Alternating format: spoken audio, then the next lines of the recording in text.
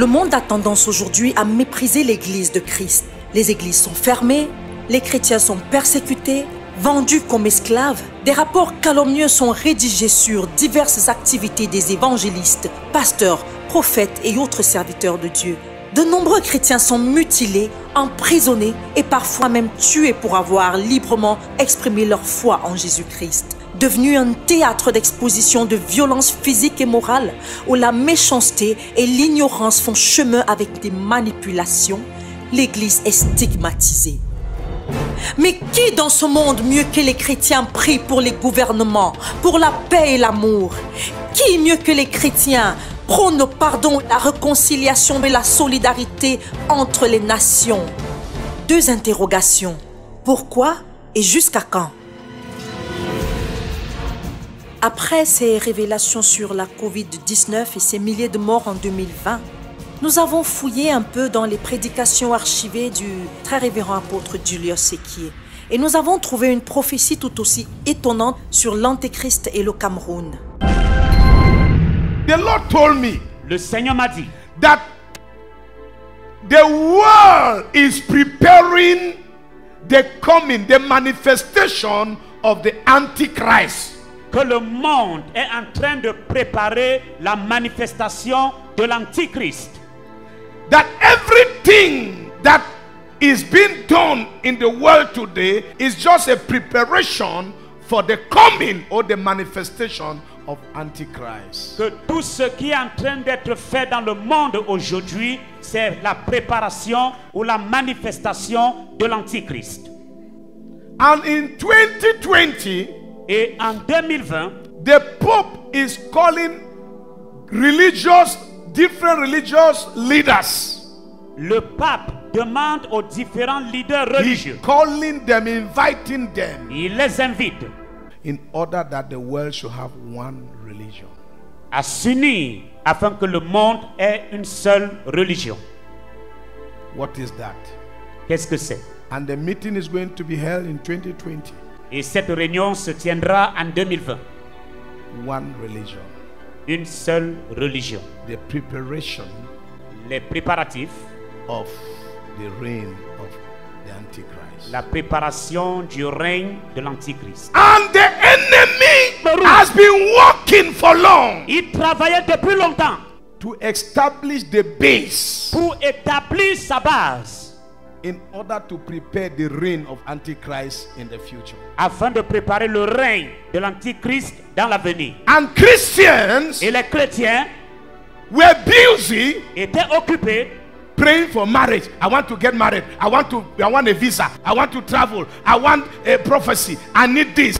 Why the kingdom? Why the Satanists were occupying strategic places in our country? Priant pour le mariage, je veux me marier, je veux avoir le visa, je veux voyager, je veux. Pendant que les satanistes occupaient des places stratégiques dans notre pays. The Christians are out of everything, and the occultists are occupying everything. Ce ministère de la vision est axé sur la respiration. Que le cœur de l'Afrique soit guéri. C'est de ce pays qui viendra la joie, la paix, la restauration, les richesses, la prospérité, au nom de Jésus. Nous avons pu grignoter quelques minutes dans l'agenda très serré de cet homme de Dieu qui pourra répondre à 2 de nos questions.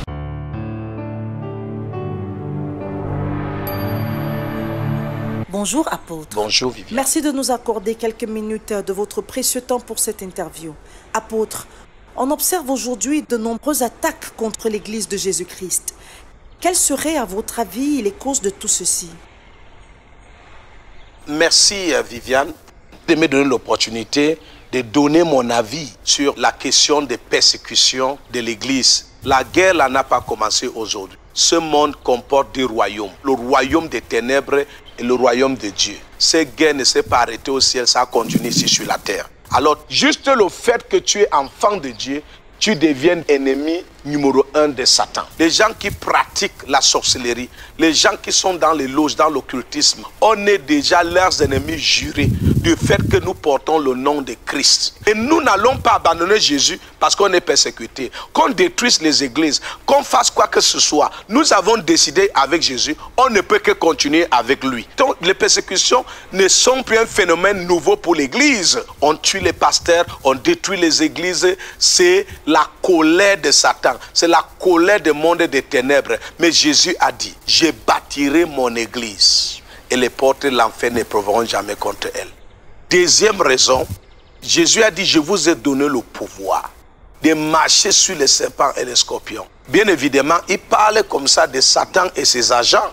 Parce que le serpent ici, c'est l'image de Satan. Et dans le livre des Actes chapitre 1 verset 8, la parole de Dieu nous fait comprendre que vous recevrez une puissance lorsque le Saint-Esprit viendra sur vous. Donc c'est la même puissance qui a ressuscité Christ des morts. Lorsque l'église commence à prier, quelque chose se passe dans le monde des ténèbres. Les autels sont brûlés. Les occultistes n'ont pas la paix. Vous pouvez voir parfois dans certains quartiers, lorsque vous commencez à prier, certains qui sont dans les loges et commencent à dire, oh vraiment, ces églises-là dérangent, cet homme dérange et tout. Parce que lorsque un enfant de Dieu commence à prier, c'est le désastre dans le camp de l'ennemi. Je me rappelle Viviane, on m'avait amené un monsieur, on disait qu'il a tué son père, il est entré dans les loges, alors il voulait la délivrance. Ce monsieur m'a donné un témoignage de ce qui se passe dans le royaume des ténèbres. Quand ils allaient en mission par leur avion de sorcellerie, lorsqu'ils arrivent dans une maison où un chrétien prie, le toit est vraiment enflammé et le feu là est comme les manques. Et je me suis dit, si un chrétien se met à prier et il y a le feu sur le toit, vous pouvez imaginer quand une église prie, le désastre qui peut avoir lieu dans le camp d'ennemis. C'est pour ces raisons que l'église est persécutée. Pour le chrétien, ce n'est pas nouveau. Jésus nous a avisés. Merci, apôtre. Alors, quand on regarde tous ces combats contre l'Église de Jésus-Christ, on se demande si elle serait condamnée à subir toujours les coups de ses assaillants. Dites-moi, quelles mesures doivent prendre les chrétiens face à ces persécutions? La Bible dit qu'il y a un temps pour toutes choses. Ce n'est pas parce que Satan possède une puissance plus que la puissance de Dieu. On peut comparer la puissance du diable à une personne qui allait puiser de l'eau avec une bassine dans une source, mais qui ne va pas prétendre que l'eau qu'il a puisée dépasse l'eau qu'il a laissée dans la source. Il faut comprendre que la puissance de Dieu sera toujours supérieure à la puissance de Satan. Il y a un temps pour les ténèbres, il y a un temps pour la lumière.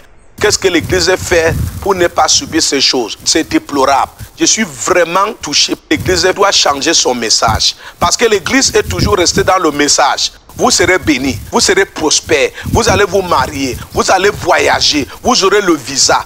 Voilà les enseignements qu'on donne à l'église aujourd'hui. Votre paix, c'est ce dont vous avez besoin. Cherchez premièrement le royaume des cieux et sa justice, et toutes ces choses vous seront données par-dessus. L'église n'enseigne pas le royaume. On ne prépare pas l'église pour les événements de fin de temps. Et ce qui fait en sorte qu'aujourd'hui, on n'arrive pas à supporter les événements. L'église devient victime. Rares sont des fois où les hommes de Dieu prêchent dans le livre d'Apocalypse. Et c'est pourquoi l'église subit, même quand Dieu n'a pas prévu qu'il doit subir, on subit ces choses parce qu'on ne fonctionne pas selon les prévisions que Dieu nous a données dans le livre d'Apocalypse.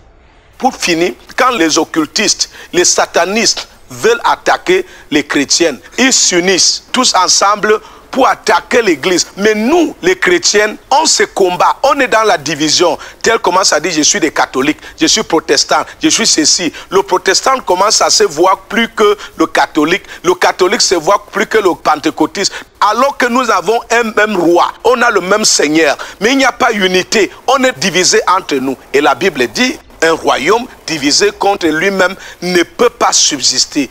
Le temps est arrivé où l'église doit s'unir, s'accepter les uns les autres. Parce que ces gens-là, quand ils nous attaquent, ils ne considèrent pas que non, on ne va pas attaquer tel parce qu'il est protestant. On ne va pas attaquer tel parce qu'il est pentecôtiste. Ils nous attaquent tous parce que Christ est la tête de l'église.